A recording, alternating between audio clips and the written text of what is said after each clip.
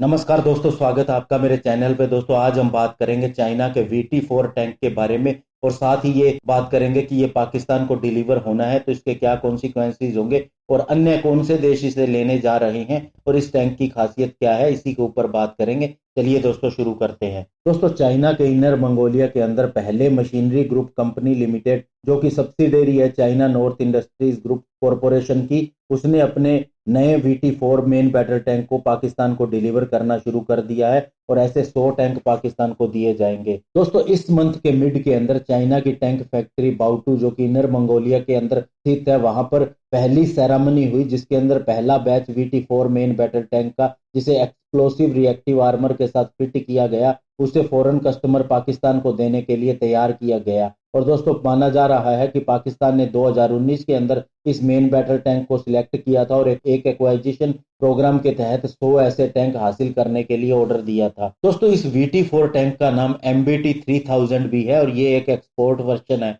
और दोस्तों ये नई जनरेशन का मेन बैटल टैंक है जिसे कि नोरिनको ने डिजाइन और मैन्युफैक्चर किया है और कंपनी के हिसाब से MBT 3000 जो है लेटेस्ट टेक्नोलॉजी से लैस है और मेन बैटल टैंक है स्पेशली डिजाइन किया गया है किसी भी हाईटेक वारफेयर के लिए और ओवरऑल परफॉर्मेंस और कॉम्बैट कैपेबिलिटी के हिसाब से ये दुनिया के सबसे एडवांस टैंक्स के अंदर आ जाएगा। दोस्तों MBT 3000 सबसे पहले दुनिया के सामने इंटरनेशनल डिफेंस एग्जीबिशन यूरोसैटरी के अंदर जून 2012 के अंदर आया था और उसके बाद दोस्तों China international aviation and aerospace exhibition जो 2014 के अंदर हुई थी, वहां नोरिनको ने इसे पहली बार इसके मेन बैटल टैंक के फर्स्ट मॉडल को, जो कि रियल था, उसे दिखाया गया। और दोस्तों अगस्त 2012 के अंदर नोरिनको ने 44 कंट्रीज से डिप्लोमेट, मिलिट्री ऑफिशियल और डिफेंस कॉन्ट्रैक्टर को इस लेटेस्ट टैंक के एक्सपोर्ट वर्जन के लिए डेमोन्स्ट्रेट भी किया था। और दोस्तों डिफेंस एग्जीबिशन AAD जो 2014 के अंदर प्रिटोरिया के अंदर हुई थी, वहां नामीबिया के डेप्यूटी डिफेंस मिनिस्टर ने भी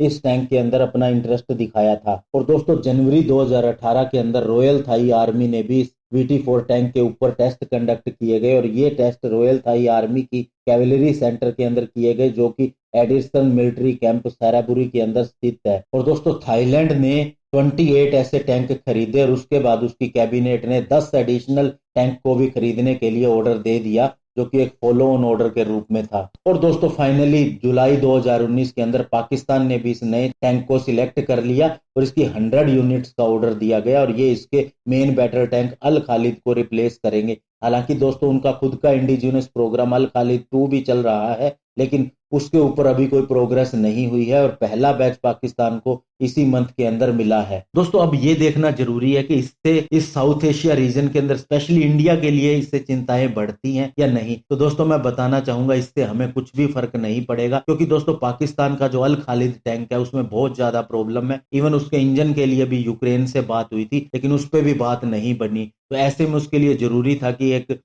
वह मॉडर्न टैंक हासिल करे और कुछ सरवाइव कर सके। और दोस्तों जहां तक बात है इंडिया की, तो इंडिया का T90 टैंक सबसे बढ़िया है वर्ल्ड के अंदर, क्योंकि दोस्तों रशिया के अंदर अभी कुछ समय पहले एक मिलिट्री ड्रिल हुई थी जिसके अंदर India, Pakistan, China, Russia, Kazakhstan और अन्य कुछ देशों ने हिस्सा लिया था। और वहां जब टैंक की रेस हुई और उनका प्रदर्शन हुआ तो उसके अंदर चाइनीज टैंक फर्स्ट राउंड के अंदर ही उखड़ गए थे और इंडियन टैंक 4th या 5th राउंड तक गए थे। और जहां तक दोस्तों बात है कि हमारा अर्जुन MK2 टैंक, उसके ऊपर काम चल रहा है और उसका अपग्रेडेशन भी हो रहा है। इसके अलावा दोस्तों अगर इंडिया और भी ज्यादा मॉडर्न टैंक के लिए देखता है तो उसके पास रशिया का नया टैंक अरमाटा का ऑप्शन है और इसके लिए रिपोर्ट्स भी आती रही हैं कि इंडिया इसे देख रहा है और इसे परचेज भी कर सकता है। और इसके अलावा दोस्तों पाकिस्तान की ये भी मजबूरी है, या अन्य देश मैंने बताए थाईलैंड या अन्य, उनकी ये मजबूरी है कि उनके पास पैसा नहीं है। ऐसे में वे अमेरिका या रशिया से ज्यादा वेपन सिस्टम नहीं खरीद सकते, इसलिए उन्हें चाइनीज वेपन सिस्टम पर भी डिपेंड होना पड़ता है। और अभी आपने देखा होगा दोस्तों वर्ल्ड वाइड चाइना जो सामान प्रोवाइड